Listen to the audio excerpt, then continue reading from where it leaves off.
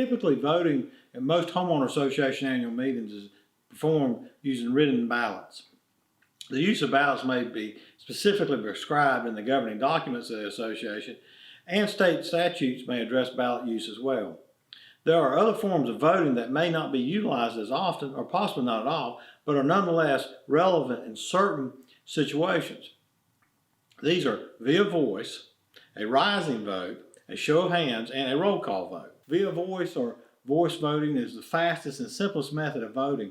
The meeting chair will orally put the vote to the membership, first asking for those in favor to so indicate verbally yes, and then asking those opposed to indicate verbally no. The chair will then decide the vote.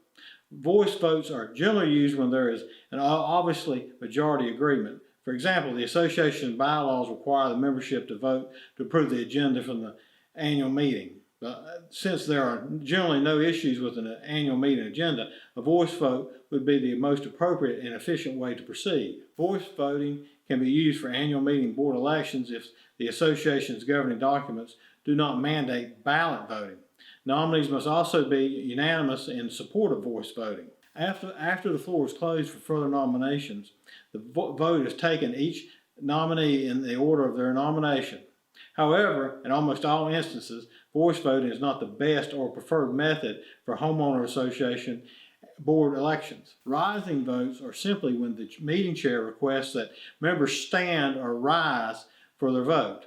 The chair may decide the vote without counting those standing, or may count the votes to determine the outcome. Rising votes are many times used when the chair cannot determine the vote from a voice vote. Roll call vote is the process of voting in order of a member's name being called. While generally not utilized for homeowner association meetings, there are governing documents that specify this form of voting. This type of voting is generally limited to legislative bodies who are responsible to constituents. Generally speaking, the membership at an annual meeting can decide on the voting method by adopting a motion on which method to utilize. However, voting methods may be specified in the association's governing documents or state statute.